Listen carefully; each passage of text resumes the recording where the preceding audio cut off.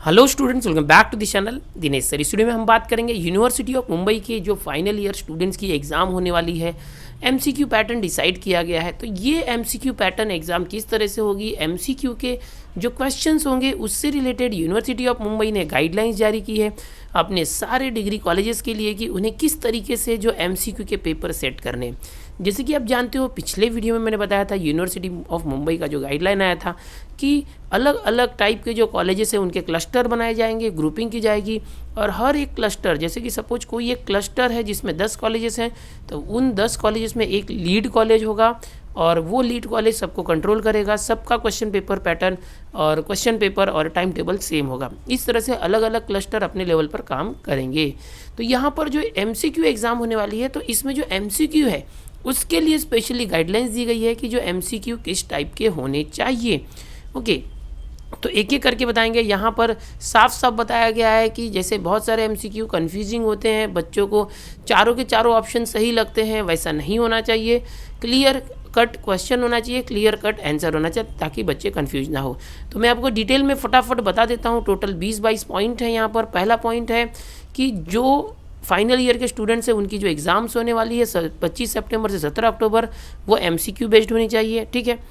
दूसरा पॉइंट है कि जो एमसीक्यू है वो versatility, validity and reliability are the effective and efficient way to access learning outcomes. यानी कि जो एमसीक्यू है ये बहुत अच्छा तरीका होता है रिजल्ट फाइंड आउट करने का, इवैल्यूएशन करने का, एग्ज़ाम लेने का। तीसरा जो पॉइंट है यहाँ पर कहा गया है कि जो ये एमसीक्यू आएंगे वो 13 मार्च तक जो सिलेबस कराया गया है लॉकडाउन के पहले तक का, उसी के बेसिस पर जो एमसीक्यू पूछे जाएंगे, उतने ही सिलेबस के बेसिस पर। चौथा जो पॉइंट है यहाँ पर जितने भी डिपार्टमेंट है यूनिवर्सिटी के इंस्टीट्यूट से, उनके जो डीन है, प्रिंसिपल हैं, उनको कहा गया है कि इंग्लिश और मराठी भाषा में जो है एमसीक्यू का बैंक जो है जनरेट करके प्रोवाइड करने के लिए बच्चों को, जो जिसमें बहुत सारे जो एमसीक्यू होंगे, एमसीक्यू क्वेश्चन विद ऑप्शंस, ऐसा जो है बैंक बनाने के लिए कहा गया है और वो प्रोवाइड करने के लिए कहा गया है। ठीक है। पांचवा जो पॉइंट है इंटर यूनिवर्सिटी एक्सचेंज, यानी कि अगर कोई एक यूनिवर्सिटी है, इंटर यूनिवर्सिटी मतलब एक यूनिवर्सिटी दूसरी यूनिवर्सिटी के साथ भी ये जो एमसीक्यू है अगर सेम सिलेबस है तो उसे एक्सचेंज कर सकते हैं। छठा पॉइंट है यूज़ ऑथेंटिक रेफरेंसेस, यानी जो टीचर से एमसीक्यू सेट कर रहे हैं तो वो एमसीक्यू जो सिलेबस की किसी बुक्स या तो किसी रेफरेंस बुक से या जर्नल से होना चाहिए, आउट ऑफ सिलेबस नहीं होना चाहिए, ऑथेंटिक रेफरेंस होना चाहिए ताकि उसका आंसर प्रॉपर मिले। सातवां पॉइंट है कि एमसीक्यू बैंक जब सेट किया जाएगा, यानी क्वेश्चन बैंक जिसको हम बोल सकते हैं, मल्टीपल चॉइस क्वेश्चन बैंक, उसके लिए ध्यान देना चाहिए कि जितने भी चैप्टर्स है, यूनिट्स है, उनको सबको बराबर का वेटेज देना चाहिए। ऐसा ना हो कि स्टार्टिंग के 3 चैप्टर में से ज़्यादा क्वेश्चन आए और पीछे के चैप्टर में से क्वेश्चन बहुत कम आए। तो सभी चैप्टर में से बराबर क्वेश्चन आना चाहिए। 8वां जो पॉइंट है कि जो लेवल ऑफ स्टूडेंट्स है, जैसे कि डिप्लोमा है, अंडर ग्रेजुएट है, पोस्ट ग्रेजुएट है, उनके हिसाब से जो एमसीक्यू की डिफ़िकल्टी लेवल सेट करना होगा। जैसे कि आप जानते हैं कि कोई भी क्वेश्चन पेपर सेट होता है तो उसमें easy level, average level, difficult level questions होते हैं, तो उसका रेशियो प्रॉपर जो है मेंटेन रख के ही एमसीक्यू का क्वेश्चन पेपर बनाना है। 9th वाला जो पॉइंट है, जो आंसर की है या सॉल्यूशन है एमसीक्यू का, अगर आप क्वेश्चन बैंक बनाते हो तो उसको भी आपको प्रोवाइड करना है ताकि बच्चों को रिफ़र करने में आसानी हो। जैसे ही एमसीक्यू का पूरा एमसीक्यू बैंक मिलेगा जिसमें से बच्चों को पढ़ाई करनी होगी, उसके सॉल्यूशन भी साथ में दिए जाए। ओके। फिर 10वां पॉइंट है कि जो एमसीक्यू बैंक है वो जरा ज़्यादा ही बड़ा होना चाहिए, ज़्यादा क्वेश्चंस कवर होने चाहिए ताकि क्वेश्चन पेपर बनाने में जो है आसानी हो, उसमें से बहुत सारे क्वेश्चन हम सेलेक्ट कर पाए रैंडम तरीके से सॉफ्टवेयर का यूज़ करके। अब 11वां पॉइंट यहाँ पर दिया गया, बहुत ही इंपॉर्टेंट है। पिछले आपने गाइडलाइंस में देखा था कि 60 एमसीक्यू में से 50 एमसीक्यू दिए जाएंगे 1-1 मार्क के, ऐसा कहा गया था। अब यहाँ पर क्या है कि बहुत सारे जो कोर्सेज होते हैं उसके पैटर्न, एग्ज़ाम पैटर्न अलग अलग होते हैं। 60-40 होता है, 80-20 होता है, 70-30 होता है। तो उसके हिसाब से छूट दी गई है कि अगर आप 25 क्वेश्चन ही देना चाहें एमसीक्यू में तो 25 भी दे सकते हो, 2-2 मार्क के, तो 50 मार्क हो गए। अगर आपके 60 मार्क्स करने हैं तो 30 क्वेश्चन दीजिए 2-2 मार्क के, तो 30 × 2 60 हो गए।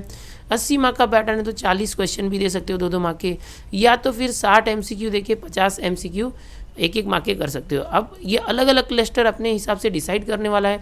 1 घंटे का पेपर होगा, 50 मार्क, मैक्सिमम मार्क का 50 मार्क यहाँ बोला गया है। ओके, तो यहाँ पर 2-2 मार्क के एमसीक्यू देने के ज़्यादा चांसेस हैं इनके। जो गाइडलाइंस दी गई है सिर्फ एमसीक्यू पेपर बनाने के लिए। जो 12वां पैटर्न है, 12वां पॉइंट है, हर एक एमसीक्यू में डेफिनेट प्रॉब्लम स्टेटमेंट होना चाहिए और 4 अल्टरनेटिव ऑप्शन होने चाहिए। जैसे कि आप देखते हैं कौन बनेगा करोड़पति वगैरह में, एक सवाल होता है, 4 उत्तर होते हैं, चारों में से एक सही होता है, लेकिन कन्फ्यूजन क्या होता है, चारों सही लगते हैं। तो यहाँ पर क्लियरली कहा गया है कि जो एमसीक्यू होगा उसमें एक सवाल दिया जाएगा, 4 अल्टरनेटिव होगा, उसमें से एक करेक्ट होना चाहिए या तो बेस्ट अल्टरनेटिव होना चाहिए। ऐसा ना हो कि सबके सब कन्फ्यूजिंग हो, एक के एक ही होना चाहिए, क्योंकि इन्हें बाद में प्रॉब्लम नहीं चाहिए कि बहुत सारे क्वेश्चन में अगर गलती हो गई, एक से ज़्यादा आंसर सही है तो बहुत सारे बच्चों का लॉस हो सकता है। ठीक है, यहाँ पर 13वां जो पॉइंट है इसमें बताया गया कि जो एमसीक्यू का क्वेश्चन होगा, फुल प्रॉब्लम होगा, उसको अच्छे तरीके से जो है वो एक्सप्रेस करना है। उसमें ज़्यादा निगेटिव फ्रेजिंग मत रखो, यानी जैसे कोई घुमा के पूछाता है, इसमें से कौन सा ऐसा नहीं हो सकता, तो वैसे क्वेश्चंस को अवॉइड करने के लिए कहा गया निगेटिव वर्डिंग को। हम यहाँ पर देखें अनएम्बिगियस और कॉम्पैक्ट, इस तरह से क्लियरेस्ट एमसीक्यू इतना साफ सफाई से रखना है, क्लियर कट रखना है, घुमा फिरा के नहीं रखना, इसकी ये मीनिंग है। ओके, तो ये सारी चीज़ें। 14वां पॉइंट देखो कि जो एमसीक्यू है, the MCQ should be free from spelling grammatical mistakes, यानी कि जो एमसीक्यू क्वेश्चन में कोई स्पेलिंग मिस्टेक ना हो, ग्रामेटिकल मिस्टेक ना हो, टेक्निकल मिस्टेक्स ना हो, इन सारी चीज़ों का ध्यान रखना है। और इतना ही नहीं, कोई एमसीक्यू ऐसा ना हो जिससे कोई सोशल या रिलीजियस फीलिंग्स को हर्ट पहुँचे, और कोई राजनीतिक जो है मोटिवेशन नहीं हो, बायस नहीं हो, राजनीति से प्रेरित नहीं हो, तो ऐसे एमसीक्यू रखना है। बहुत ही ख्याल रखा गया है सारे पॉइंट में। 15वां जो पॉइंट है यहाँ पर देख सकते हो कि जितने भी अल्टरनेटिव होंगे, चारों जो ऑप्शन दिए जाएंगे क्वेश्चन के, वो साफ सफाई से दिए जाना चाहिए, उसमें कन्फ्यूजन नहीं होना चाहिए, इंडिपेंडेंट होना चाहिए, म्यूचुअली एक्सक्लूसिव यानी एक दूसरे से भिन्न होना चाहिए, कॉमन कुछ नहीं होना चाहिए। उसमें आपको कुछ क्लूज़ भी नहीं देने हैं कि क्वेश्चन में ही आंसर का क्लू दे दिया, वैसा भी नहीं करना है, कोई चीज़ों को रिपीट भी नहीं करना है अंदर चीज़ों को। ठीक है, 16th वाला जो यहाँ पर गाइडलाइंस दिया गया है कि while ensuring the correctness of the right answer it may also be ensure that other alternative options are definitely wrong, यानी कि जो 4 ऑप्शन है उसमें से सिर्फ एक ही राइट हो, बाकी के रॉन्ग ही होना चाहिए। ऐसा नहीं हो कि एक बी ऑप्शन राइट है और डी वाला भी राइट लग रहा है, ऐसा नहीं होना चाहिए। बी राइट है तो बी ही राइट होना चाहिए, ए सी डी रॉन्ग ही होना चाहिए। 17th वाला यहाँ जो गाइडलाइंस आप देखोगे कि ध्यान रखने के लिए कहा गया है कि जो इनकरेक्ट आंसर ऑप्शंस है, okay, thus do not include alternative that are obviously wrong, कि यहाँ पर कम से कम एक राइट हो, बाकी के रॉन्ग हो, चारों के चारों गलत हो, ऐसा नहीं होना चाहिए। 18th वाला बहुत इंपॉर्टेंट है, यहाँ पर जो क्वेश्चन पेपर सेटर उनके लिए कहा गया है कि आपको जो ऑप्शंस है उसे 1 2 3 4 जैसे बुलेट नंबरिंग नहीं करनी है, आपको स्मॉल ABCD यूज़ करो या कैपिटल ABCD यूज़ करो। ओके, अल्फ़ाबेट यूज़ करना ऑप्शंस के लिए, 4 ऑप्शन के लिए। 19th वाला जो पॉइंट है, the alternative should be present in a logical and meaningful order to avoid a bias towards certain positions, यानी कि उसको इस तरह से अल्टरनेटिव चारों ऑप्शन को रखना चाहिए कि ऐसा ना हो कि सभी का आंसर बी ही आ रहा है या सी आ रहा है। उसको प्रॉपर ऑर्डर में, बायस्ड ऑर्डर में रखो, रैंडम, कि किसी का आंसर बी आ रहा हो, किसी का डी आ रहा हो, किसी का सी, है कि नहीं, इस तरह से रखना है। 20 वाला पॉइंट यहाँ देखोगे कि जो अल्टरनेटिव्स हैं यानी ABCD जो 4 ऑप्शन मिलेंगे उसमें all of the above, none of the above, जैसे इनमें से कोई नहीं, ऊपर सभी answer, okay, none of the above, ऐसे कुछ नहीं पूछा जाना चाहिए, ट्रू फॉल्स नहीं पूछा जाना चाहिए। जैसे ए ऑप्शन दिया, फिर बी दिया, फिर सी में बोलेगा ए और बी दोनों हो सकता है, ऐसा नहीं होना चाहिए। एक तो एक ही आंसर सही होना चाहिए, ओवरलैपिंग नहीं होना चाहिए अल्टरनेटिव्स का। फिर 21वां पॉइंट है, ये जो गाइडलाइंस दी गई है एक जनरल गाइडलाइंस है, MCQ किस तरह से बनाना है उसके ऊपर है, एंड थोड़ा सा आप लोग को और भी फ्रीडम दिया जा सकता है, आप अपना थोड़ा सा और भी जो है यूज़ कर सकते हैं क्रिएटिविटी। ओके, 22वां पॉइंट है, बहुत ही इंपॉर्टेंट है कि सैम्पल MCQ पेपर जो है वो प्रोवाइड करना चाहिए, ओके, ताकि बच्चों के अंदर अंडरस्टैंडिंग और अवेयरनेस डेवलपमेंट हो। और जो MCQ amongst final year final semester students हैं उनके लिए, और एक मॉक टेस्ट लेने के लिए भी कहा गया MCQ का कंडक्ट करना है प्रैक्टिस के लिए, ताकि बच्चों को ऑनलाइन MCQ एग्जामिनेशन का अनुभव आए।